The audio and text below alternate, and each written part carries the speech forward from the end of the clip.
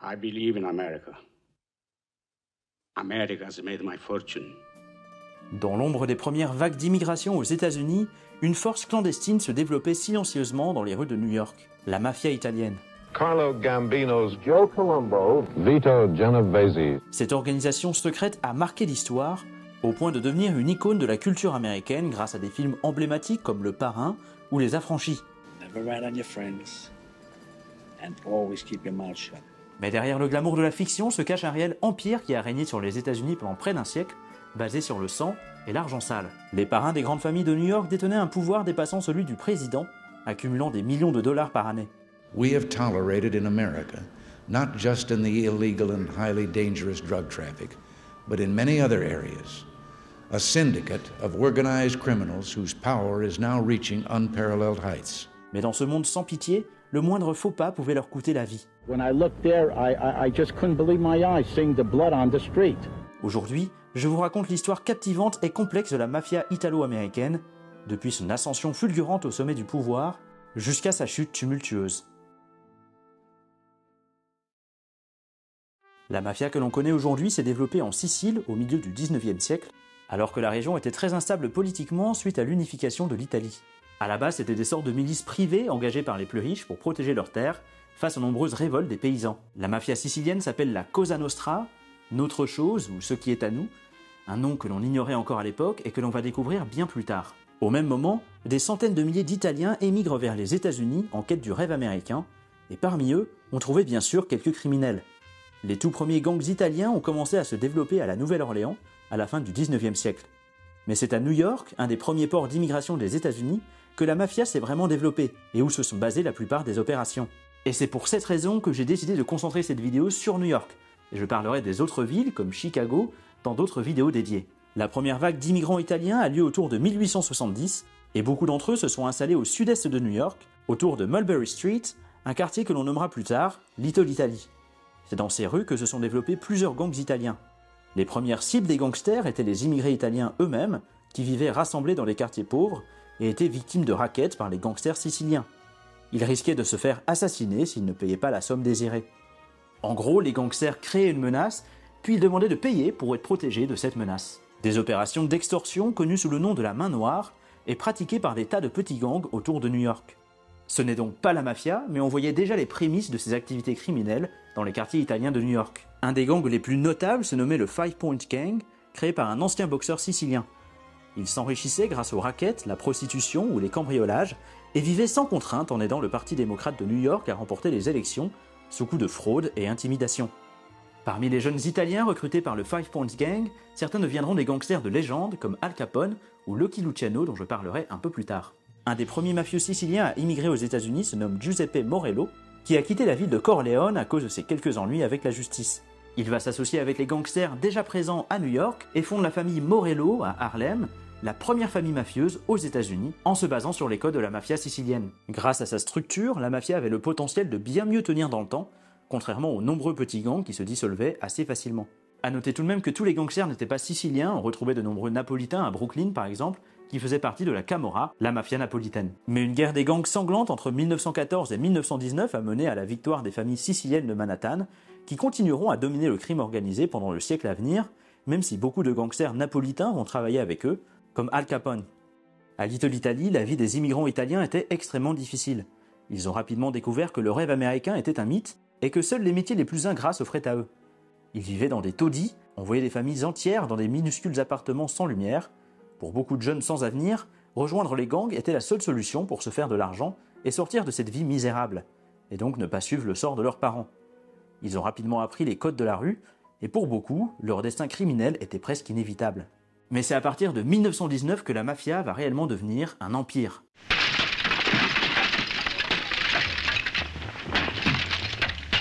Avec le 18e amendement de la Constitution, la fabrication et la vente d'alcool est interdite aux États-Unis.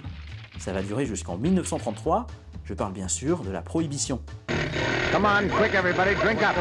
Hey Nick, drop those bottles.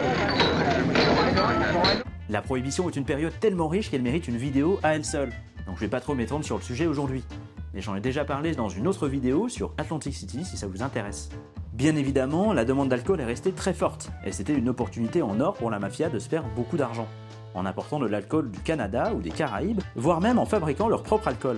Le crime organisé explose et les gangs gagnent en puissance, avec une certaine liberté de mouvement puisque la vente illégale d'alcool est restée assez tolérée, ou du moins difficile à contrôler, tellement la demande était forte.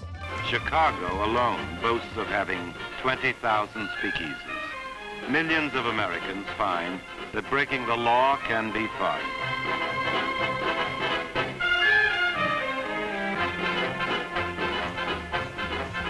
Et c'est sans compter les innombrables pots de vin donnés à la police.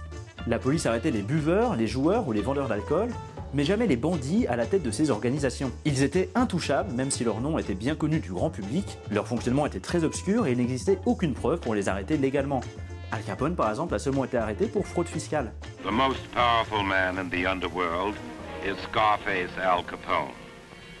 Now barely 30, he controls policemen, judges, and mayors.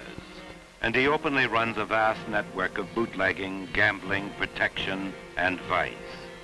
His annual revenue is reported at over 100 million. La vente illégale d'alcool a permis de générer beaucoup plus d'argent que les crimes auxquels la mafia était habituée, comme les jeux d'argent, le vol ou l'extorsion. Et comme n'importe quelle entreprise prospère, les gangs ont grandi pour devenir des grandes organisations très structurées, façonnant la mafia moderne. La prohibition a néanmoins été une période très violente due au nombre de gangs concurrents qui demandaient à leurs membres de tout faire pour éliminer la compétition. Au même moment, Benito Mussolini prend le pouvoir en Italie, menant à une nouvelle vague d'immigration italienne aux États-Unis. Sur les bateaux des migrants, on trouve beaucoup de membres de la Cosa Nostra, fuyant la politique de Mussolini qui cherchait à éradiquer la mafia. Et beaucoup d'entre eux allaient délocaliser leurs opérations aux États-Unis. En 1929, pour la première fois, les plus grands gangsters se réunissent à Atlantic City afin de discuter de leur avenir. On y trouvait des grands noms du crime organisé, comme le chef de la mafia juive Meyer Lansky, le gangster italien Charles Luciano, surnommé Lucky grâce aux nombreuses tentatives de meurtre qu'il a évitées, ou encore Al Capone, pour représenter le gang de Chicago. Un des impacts de cette conférence, entre autres, c'est d'unifier les plus grands gangs du pays afin de chercher la paix et de mettre fin aux guerres sanglantes des années 20. Pour la première fois, on parlait de syndicat du crime, une organisation qui reliait les plus grands gangs du pays et qui associait la mafia juive avec la mafia italienne par exemple. Mais la paix n'allait pas se faire en un claquement de doigts. À ce moment-là, New York était dominé par deux clans qui étaient devenus prospères pendant la Prohibition. L'un mené par Joe Masseria et l'autre mené par Salvatore Maranzano. Des mafieux assez traditionnels, nés en Sicile, un peu old school par rapport aux mafieux qui ont grandi aux États-Unis comme Al Capone ou Charles Luciano. La tension entre les deux clans a atteint son paroxysme en 1931, quand une vraie guerre des gangs a été déclarée, poussant la jeune génération à reprendre les choses en main. Lucky Luciano organise donc le meurtre de Joe Masseria, son propre patron, dans un restaurant de Coney Island.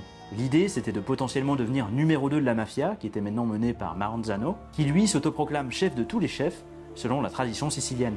Il réorganise les gangs de New York en 5 familles qui existent encore aujourd'hui, et Luciano devient le chef d'une d'entre elles. Je précise qu'on appelle ça des familles, mais la plupart du temps, les membres n'ont pas de lien de sang entre eux. Mais la tendance qu'a Maranzano à vouloir tout dominer ne plaît pas vraiment. Il est aussi considéré comme beaucoup trop conservateur, par exemple il refuse de travailler avec des non-siciliens, alors que Lucky Luciano aimait bien travailler avec la mafia juive par exemple. Et enfin, il y avait des rumeurs qu'il cherchait à assassiner Luciano, qu'il voyait comme une menace. Et il n'avait pas tort, 6 mois après sa prise de pouvoir, Luciano ordonne l'assassinat du chef des chefs et de ses hommes de main, un vrai massacre qui a duré plusieurs jours.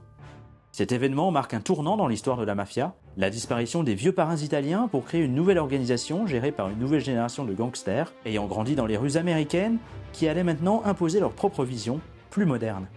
Le syndicat du crime, décidé 2 ans auparavant à Atlantic City, allait enfin pouvoir se mettre en place, et donc mener la voie vers des années de paix et de prospérité pour les gangs du pays. Les familles de la mafia italienne sont très structurées, avec une hiérarchie très stricte basée sur la Cosa Nostra sicilienne. Au sommet de chacune d'entre elles, on trouve le boss, aussi appelé le don ou le parrain. Il ne commet jamais de crime lui-même. Il prend des décisions, donne les ordres et reçoit une part de chaque opération. En général, le parrain est élu par les membres les plus importants de la famille. Mais bon, c'est un peu comme dans une dictature, le résultat est souvent prévisible. Juste en dessous, on trouve le underboss. Vous voyez ça un peu comme le premier ministre, c'est le numéro 2 de la famille, et il est désigné par le parrain. Lui, il va gérer les opérations quotidiennes et organiser les grands coups. Et si le parrain est emprisonné, alors il prendra sa place temporairement. Puis juste en dessous, on trouve le capo regime, aussi appelé capitaine. C'est un peu des genres de chefs d'équipe qui vont gérer ce qu'on appelle des soldats. En gros, c'est un peu comme votre manager ou votre responsable, et les soldats, c'est tous les membres de la mafia qui vont s'occuper des opérations quotidiennes. Tous les membres de la mafia sont ce qu'on appelle affranchis, ce qui veut dire qu'ils sont passés par cette fameuse cérémonie ultra codifiée qu'on voit dans plein de films. L'élu est dans une pièce, avec des hauts placés de la famille, on fait saigner un bout de son index sur l'image d'un saint, image que l'on va ensuite brûler dans ses mains pendant qu'il prête serment, jurant de ne jamais trahir sa famille. May I burn in hell? May I burn in hell? I betray my friends. If I betray my friends. Les membres de la mafia respectent l'omerta, la loi du silence, et jurent de ne jamais révéler quoi que ce soit sur leur organisation et de ne jamais coopérer avec la police. C'était très respecté parce qu'une telle trahison pouvait leur coûter la vie, et c'est grâce à ça que la mafia a longtemps pu prospérer et opérer dans l'ombre, sans que personne ne le sache. Mais s'ils respectent les règles, les affranchis sont considérés comme intouchables. Par exemple, aucun membre de la commission ne peut assassiner un affranchi sans l'accord de son parrain. Et enfin, pour être affranchi, il faut être 100% italien, autrement ils seront simplement considérés comme des associés. Et on trouve bien sûr parmi les associés tous ceux qui travaillaient de près ou de loin avec la mafia, sans pour autant être des membres de la famille. Il y avait une vingtaine de familles mafieuses, toutes influencées par les 5 familles de New York, les plus puissantes. Les Bonanno, les Colombo, les Gambino, les Genovese et les Lucchese. Après la prohibition, la mafia met les mains un peu partout et devient un vrai empire. Prostitution, jeux d'argent, drogue, extorsion et j'en passe. Comme je l'avais expliqué dans une autre vidéo, c'est la mafia qui a construit le Las Vegas que l'on connaît aujourd'hui, utilisant les casinos pour faire fortune. C'est ce que raconte le film Casino, et c'est ce qu'on voit aussi dans Le Parrain avec le personnage de Moe Greene.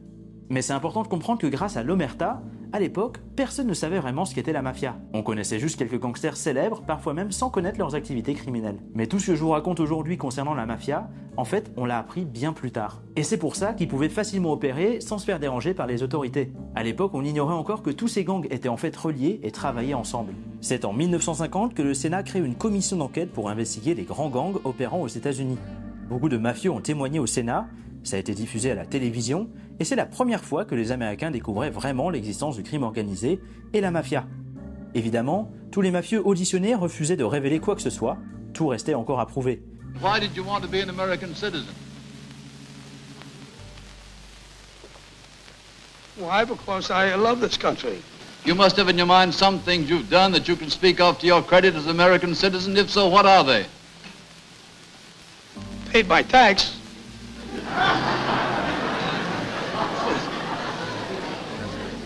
Et si ça vous dit quelque chose, c'est normal, ces auditions ont aussi inspiré une scène du Parrain 2. Is it true that in the year 1950 you devised the murder of the heads of the so-called 5 families in New York to assume and consolidate your nefarious power? It's a complete falsehood. En 1957, une descente de police lors d'une grande réunion de mafieux dans le petit village de Apalachin, dans l'état de New York, mène à l'arrestation d'une 60aine de gangsters. La police avait simplement été suspicieuse en voyant toutes ces voitures de luxe immatriculées autour du pays, dans cette petite ville où il se passe vraiment pas grand chose en général. Alors comme ça semble anecdotique, mais c'est cette opération qui a permis de confirmer que la mafia existait bel et bien. Après ça, beaucoup de ces mafieux ont été auditionnés au Sénat, mais encore une fois, on n'apprend pas grand chose, on a du mal à comprendre l'ampleur de leur opération, et c'est loin d'être la priorité du gouvernement. You also known as Duck Corella? I refuse to answer on the grounds of intent to You criminate. got any business? I refuse to answer on the grounds of intent to criminate. You have any profession? I refuse to answer on the grounds of intent You to have any criminate. occupation? I refuse to answer on the grounds of intent to Are you a criminate. known racketeer? I refuse to answer on the grounds of intent to criminate me. C'est Robert Kennedy, nommé ministre de la Justice par son frère, qui décide de mener un combat contre le crime organisé. Il met toutes les ressources du gouvernement disponibles sur le dossier et parvient à envoyer des centaines de gangsters en prison. D'ailleurs, beaucoup pensent que la mort du président Kennedy est liée à la mafia, pour cette raison. Aux États-Unis, à côté du gouvernement le plus riche et le plus puissant du monde, grouille un autre monde qui a lui aussi son gouvernement, son organisation et ses lois. On ne savait presque rien de ce syndicat du crime jusqu'à présent. Or, cet homme, qui paraît presque un nain au milieu de ses gardes du corps et de son avocat, et qui s'appelle Joseph Valachi, est un gangster qui est passé aux aveux. En 1963, l'affranchi Joe Valachi est condamné à 15 ans de prison pour trafic de drogue. Une fois en prison, il dit avoir reçu ce qu'on appelle un baiser de la mort de la part du parrain, signe que c'est un traître et qu'il va se faire assassiner. Et pour cette raison, il tue un autre prisonnier, convaincu qu'il allait l'assassiner. You honestly believe that they were under orders from Genovese to kill you there in prison? Yes, 100%. 100%. So when you saw Joe Beck, who you thought was Joe Beck in front of you, you did what? I hit him on the head with the pipe. Valachi est donc condamné à la prison à vie et décide de témoigner contre la mafia et de briser l'omerta, en espérant réduire sa peine et obtenir une protection. Il est protégé comme l'une des personnalités les plus exposées et les plus précieuses du pays. Toutes les précautions sont prises. Même les appareils photographiques sont interdits dans l'enceinte de la commission d'enquête criminelle du Sénat américain à Washington, car cet homme risque la mort à chaque instant pour avoir violé la loi sacrée du silence. C'est la première fois qu'un membre admet publiquement que les 5 familles existent et raconte leur fonctionnement et leur hiérarchie. What I'm telling you, what I'm exposing to you and the press and everybody, this is my doom. That is the highest oath you took. Right. In other words, that was the most sacred in this organization. Right. I want that you'd never tell this. Right. Avant ce jour, tout cela était encore secret, et c'est d'ailleurs à ce moment que le nom Cosa Nostra est découvert publiquement pour la première fois. What is the name of it? It is Cosa Nostra in Italian. Très vite, la mafia a créé une sorte de fascination, surtout liée à cette culture du secret. The mafia has been romanticized, the subject of one of the most successful movies of all time, The Godfather, and maybe even secretly admired for its efficiency. Les films de gangsters ont longtemps fasciné les Américains, et une nouvelle génération de cinéastes allait cette fois montrer la mafia sous tous ses angles, y compris les plus mystérieux, à commencer avec Le Parrain en 1972, adapté du livre éponyme de Mario Puzo. Au moment où les Américains se précipitent voir The Godfather, Le Parrain, le célèbre film sur la mafia, vous le voyez dans les rues de New York, la réalité et la fiction s'enchaînent pour garder à la mafia tout son mythe dans la vie américaine. On pourrait croire que la mafia terrifiait New York, mais en fait pas du tout. Leurs opérations n'impactaient pas la population générale, et certains avaient presque tendance à les trouver cool. Par exemple, certains restaurants où au lieu des tueries n'ont pas fermé leurs portes, au contraire, ça les a rendus populaires. People like to eat in restaurants where there have been mob hits. Certainly, Umberto's is one of the most famous. It was here back in 1972 that Crazy Joe Gallo got punctuated while celebrating his 43rd birthday. Umberto's is now on the must-see list of the curious here in Little Italy. Mais face au projet du FBI pour démanteler la mafia, ainsi que leur récente médiatisation, eux se mettaient en position de victime et continuaient de prétendre que cette organisation n'existait pas. Mr. Colombo, are you a boss of the mafia? No, I am not. Is there a mafia? No, there is not. En 1970, le parrain Joe Colombo a même créé une association pour dénoncer le racisme anti-italien. Many Italian Americans began to protest that Italian Americans were being singled out and that they were being harassed, that even their families had not escaped the prying of the FBI. Une organisation qui manifestait quotidiennement dans les rues de New York, où l'on voyait des pancartes comparant le FBI à des nazis. Manifestation quotidienne à New York. Manifestation organisée par la mafia sous les fenêtres du FBI qui viennent dénoncer ce qu'ils appellent le racisme anti-italien du FBI, la police fédérale, qui, sous le couvert de traquer la mafia, disent-ils, attaque les Italiens. Un moyen surtout pour détourner le regard de ces opérations. Mais les 5 familles de New York avaient encore de beaux jours devant elles. Dans les années 70 et 80, la mafia dominait New York.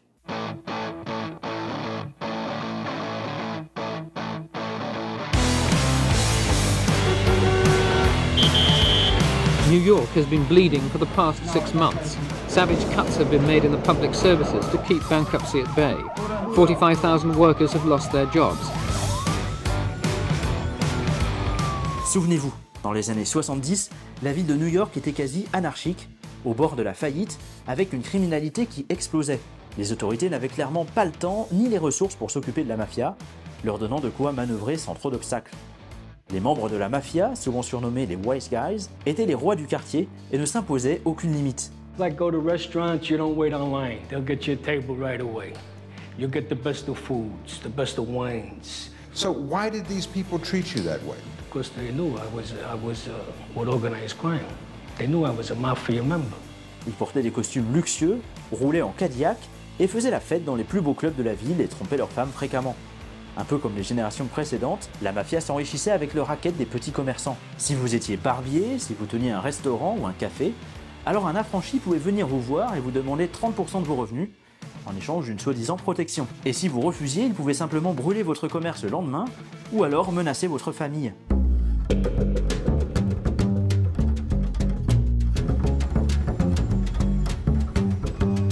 Mais il existait plein d'autres méthodes créatives pour faire fortune.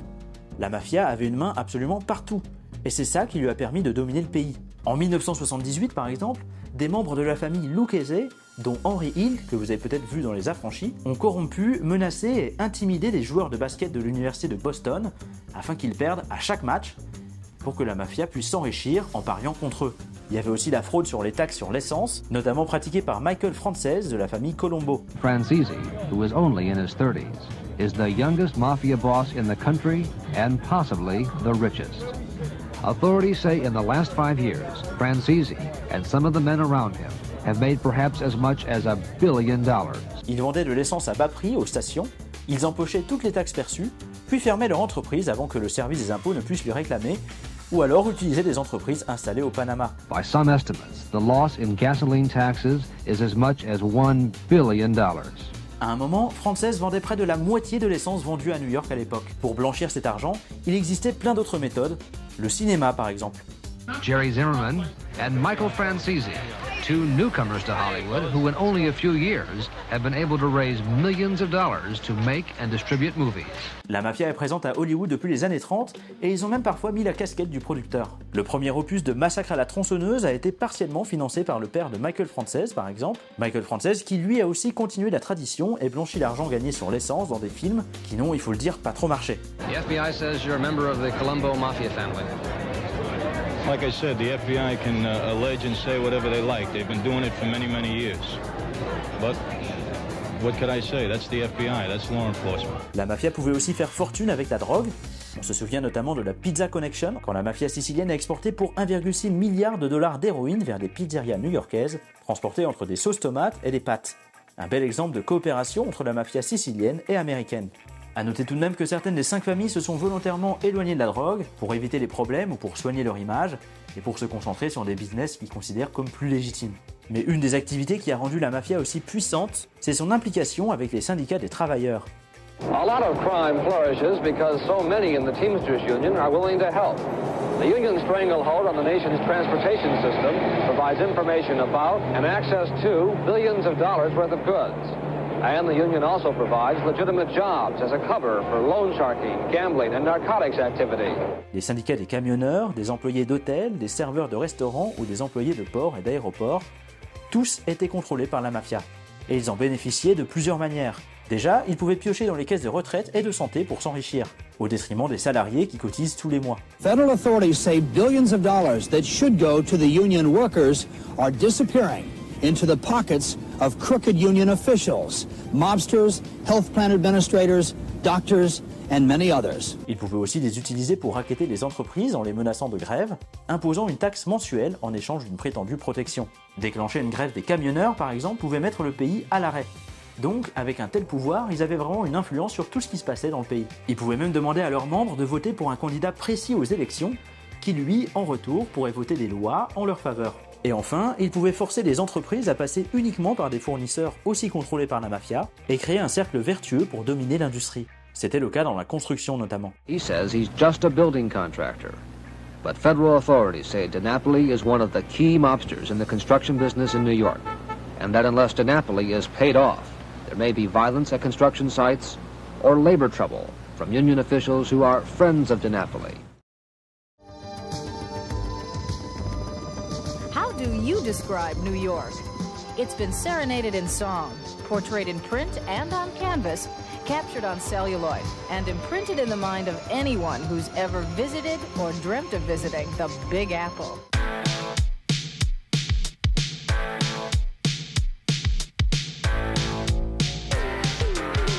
Dans les années 80, l'immobilier à New York se développe comme on ne l'avait jamais vu. Après son déclin dans les années 70, on a vu un boom de la construction, avec des nouveaux bâtiments qui poussaient dans tous les coins de rue. Everywhere there is the thump of pneumatic drills, the whine of a dumper truck, the coppery smell of quick money. It's hard to believe that 7 years ago this city faced bankruptcy, with debts approaching a staggering $2,000 million. Then there were just 2 major construction sites in New York. Today, there are 329. Donald Trump, par exemple, a fait partie de ceux qui ont transformé la ville avec des tas de développements immobiliers. What's happened is phenomenal. I've never seen anything to the extent that I have in New York. It now, from a real estate standpoint, has probably become the hottest city in the world. Ça a créé des milliers d'emplois et rapporté énormément d'argent à la caisse des impôts de la ville, qui était à sec quelques années auparavant. Mais ça a surtout rapporté énormément aux 5 familles de New York, qui étaient derrière presque chaque chantier. Au final, les victimes, ce sont les ouvriers ou les petites entreprises qui n'avaient pas leur mot à dire. Les riches développeurs, eux, et notamment Donald Trump, ne s'y opposaient pas. Ils étaient prêts à payer plus cher tant que ça leur garantissait que le travail allait être bien fait et rapidement. Donc c'était tout bénef. Builders, far from trying to oust the mob, depend on it to cut costly delays and red tape. And what does super developer Donald Trump believe? I really don't know anything about it. Enfin, la mafia pouvait utiliser les travailleurs des ports et des aéroports pour avoir des informations sur les marchandises de valeur afin de les voler. C'est ce qui est arrivé en 1978 quand des associés de la famille Lucchese ont organisé un braquage dans les entrepôts de la Lufthansa sans que personne ne puisse les identifier. C'est un des plus grands braquages de l'histoire et c'est ce que racontent notamment les affranchis. There was a holdup of historic proportions at New York City's Kennedy Airport this morning. December 11th may go down as the day of the biggest robbery in our country's history, and it happened right here in New York. Somewhere between $3 and $5 million in cash and valuables was taken from the Lufthansa cargo terminal out at Kennedy Airport. They took 30 shipments of gold, pearls, jewelry, and checks. They also knew just where to look for the $3 million in used money that had been flown in on Friday from Frankfurt, intended for delivery later in the day to the Chase Manhattan Bank. Bref, les 5 familles de New York étaient au sommet et dominaient la ville. When you do something as simple as this, the mob collects. They've got a cut of the vending machine business. Construction, the lifeblood of New York. It also gives transfusions of money and power to organized crime. And it goes on and on. The garment industry, jewelry, automobile dealerships, that drink before dinner, the dinner at a mob-controlled restaurant, or just a pizza after the movie. Et derrière tout ça, il y avait bien sûr une violence impitoyable. Quasiment jamais pour la population générale, donc qui ne terrifiait pas vraiment les rues de New York, mais au sein de l'organisation elle-même et de ses collaborateurs. À partir du moment où vous menaciez pas leur business, vous risquiez pas grand-chose. Mais un pas de travers pouvait vous coûter la vie. Pareil pour les petits commerçants victimes d'extorsion, s'ils ne payaient pas leurs dettes à temps, alors ça pouvait être très violent. Another example of the violence of these men, inside a federal courthouse, an attack by mob thugs on a television cameraman, following the indictment of 12 union officials and mafia figures. Federal authorities say this was a rare public glimpse of how the mob takes care of its union business in this country. Parmi les meurtres qui ont beaucoup été médiatisés à l'époque, on peut citer celui de Carmine Galante, parrain de la famille Bonanno. C'était un des boss les plus puissants de la mafia, mais ça ne l'a pas protégé. Au contraire, il attirait beaucoup trop l'attention et voulait trop de pouvoir, poussant les 4 autres familles à organiser un meurtre, alors qu'il déjeunait dans un restaurant de Brooklyn. Reputed boss of bosses in organized crime, Carmine Galante, was assassinated today. Galante was having lunch in the courtyard of an Italian restaurant in Brooklyn when 5 men entered with automatic rifles and shotguns and opened fire. Federal authorities consider the killing of Galante today to be the most significant mob murder since the disappearance of former Teamster boss Jimmy Hoffa. Et tout ça s'est fait pendant longtemps avec impunité totale. Les boss n'avaient jamais de lien direct avec les crimes et ils se cachaient derrière des business légitimes comme des restaurants, donc ils ne risquaient pas grand-chose. I want to know who you're selling the tomatoes to. Isn't it a fact that there's a phony job? You don't sell tomatoes at all? This is just a way of legitimizing illegal income? No, sir, it's not a phony job. All right, then tell me who you sell the tomatoes to. I sell to a lot of people in your office. You haven't been able to mention one. Can you mention one person you sell tomatoes to? En fait, c'était impossible de les arrêter pour quoi que ce soit, parce qu'ils n'avaient jamais rien fait de mal directement. Ils ne faisaient que donner les ordres et il n'existait aucune preuve de leur implication, donc c'était un vrai casse-tête pour le FBI. Et la police pouvait arrêter autant de soldats qu'ils le voulaient, ils étaient facilement remplaçables, donc ça n'allait jamais vraiment arrêter les opérations. Ce qu'il fallait, c'était démanteler l'organisation, et ça allait être très difficile. Et c'est grâce à une loi très précise que le FBI a pu faire tomber la mafia, le RICO Act, en 1970. Mais les premières têtes sont tombées de nombreuses années après. Cette loi rend notamment illégal de faire partie d'une entreprise criminelle, même si vous n'avez pas commis de crime vous-même. Désormais, la simple appartenance à la famille mafieuse, beaucoup plus simple à prouver, suffisait pour les condamner. Je simplifie énormément, mais c'est le principal à savoir. Under the old laws, the government could only prosecute individuals for their individual crimes. The Commission recommended a law that would allow the government to prosecute organizations for a pattern of criminal activities. En parallèle, le FBI s'organise aussi beaucoup mieux et met en place des escouades dédiées à chaque famille. Leur job sera de traquer les mafieux les plus puissants et les mettre sous écoute. Un travail fastidieux qui prendra plusieurs années. Pour obtenir des informations, une des méthodes était d'infiltrer directement des agents au sein de la mafia. What no one knew was that Fat Jimmy was an undercover FBI agent, James Abbott, given a phony identity and a criminal record, and told to put on 70 pounds to play the role of a New York City mobster. Le Congrès a également instauré le programme pour la protection des témoins, permettant à certains mafieux de collaborer avec le FBI après leur arrestation. En échange, pour le protéger, lui et sa famille reçoivent une nouvelle identité et ils sont aidés financièrement pour démarrer une nouvelle vie. En voyant qu'ils risquaient de finir leur jour en prison, beaucoup de gangsters ont aidé à faire tomber les mafieux les plus puissants. Dans les années 70 et 80, le FBI suivait donc les moindres mouvements des membres de la mafia pour connaître toutes leurs habitudes et est parvenu à mettre des micros absolument partout, dans les cabines téléphoniques, dans les buissons, dans les restaurants ou dans les boîtes de nuit, mais aussi directement dans les foyers des grands parrains en se faisant passer pour des électriciens par exemple, ou des employés du câble. Le combat contre la mafia a pris une plus grande ampleur quand Rudy Giuliani est devenu procureur fédéral de New York en 1983. Même si le FBI travaillait déjà activement pour faire tomber les 5 familles, Giuliani est devenu le visage de ce combat et l'a bien plus médiatisé. Giuliani comes across like the Hollywood stereotype of the tough, dedicated crime buster. Il avait lui-même des origines italiennes et dit avoir beaucoup souffert de l'image qu'a donnée la mafia à sa communauté. Mais certains lui reprochaient de faire de la justice spectacle et d'en faire beaucoup trop pour les caméras. Giuliani frequently holds a press conference after he files an indictment, a practice New York attorney Gerald Stern believes is unethical. The indictment should speak for itself. There's no need for Mr. Giuliani or any other prosecutor to embellish or enlarge on the indictment and give the background of the defendant and imply guilt. Malgré tout, Giuliani est partiellement responsable de la chute des 5 familles, avec un procès historique en 1985. Plutôt que de poursuivre chaque parrain individuellement, il a voulu s'attaquer directement à la commission et prouver que les 5 familles travaillaient ensemble, chose qui n'avait pas encore pu être montrée à l'époque. For the first time, the government is not just pointing the finger at alleged mob leaders, but at the very structure of the mafia. La commission était ultra secrète, et quand les 5 boss devaient se rencontrer, c'était fait de manière très cachée. Mais le long travail du FBI a porté ses fruits, et ce sont leurs enregistrements qui ont réussi à prouver que la commission était bel et bien réelle. Good evening, Tony Ducks, Big Paul, Fat Tony, Jerry Lang, Rusty Rastelli.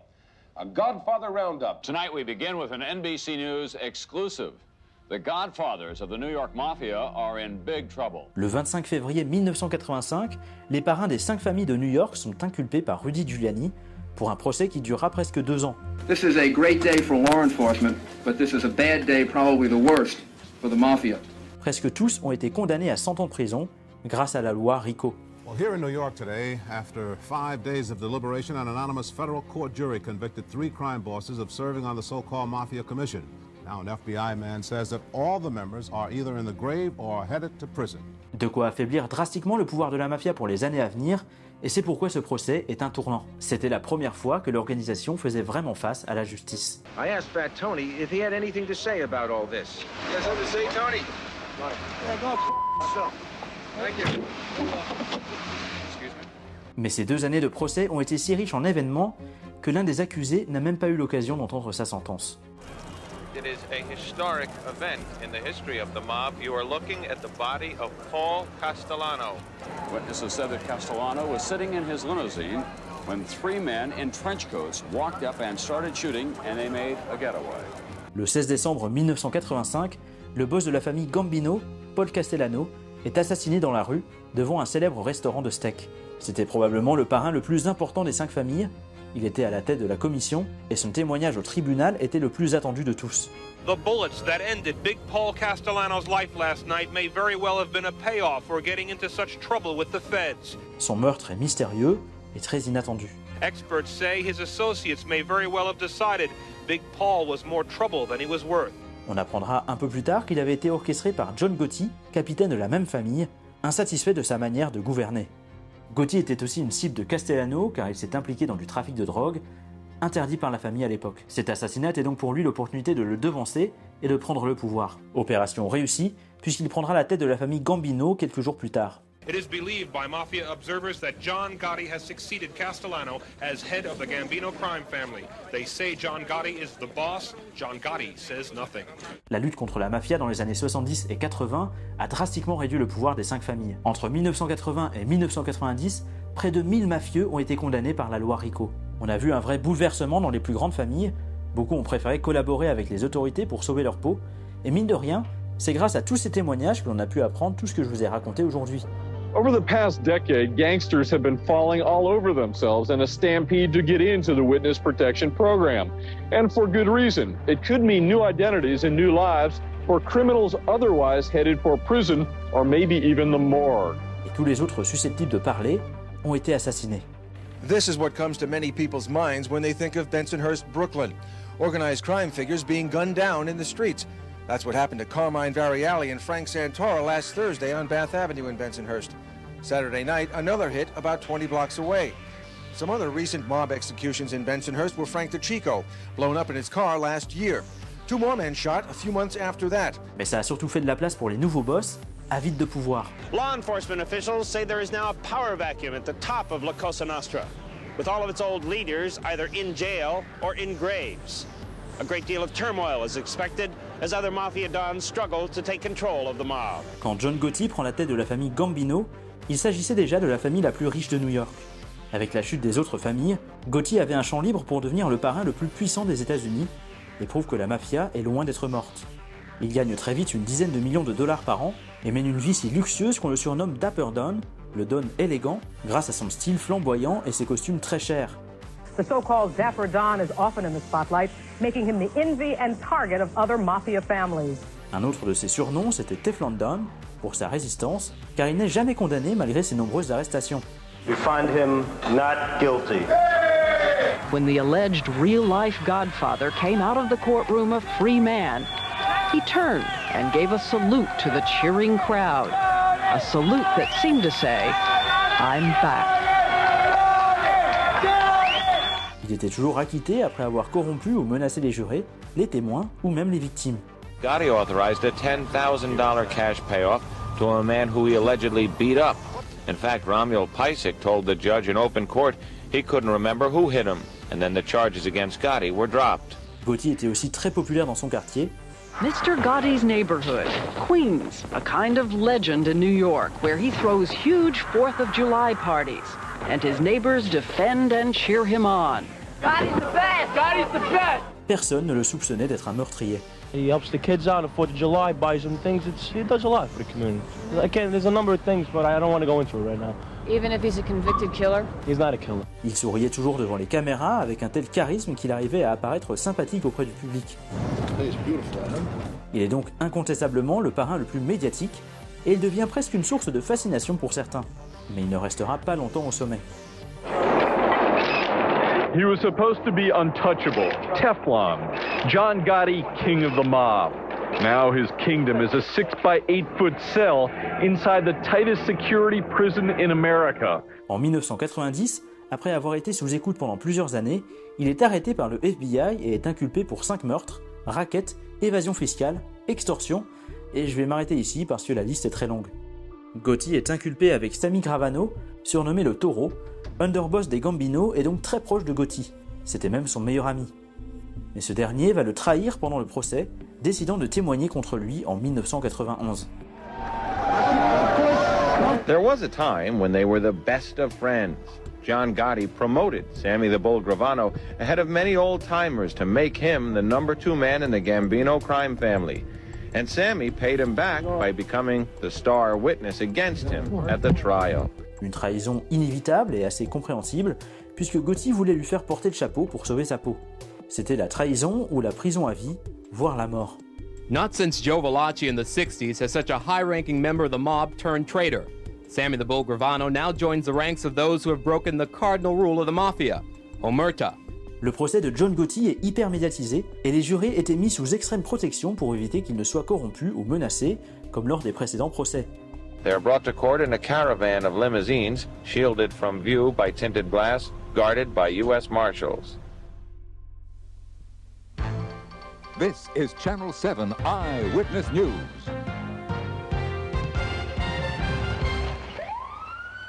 The Don is gone, off to jail in a drab prison van. John Gotti nailed today by a federal jury in Brooklyn. This time, the charges stick. John Gotti found guilty on all counts, including the mob hit that made him boss of the Gambino crime family.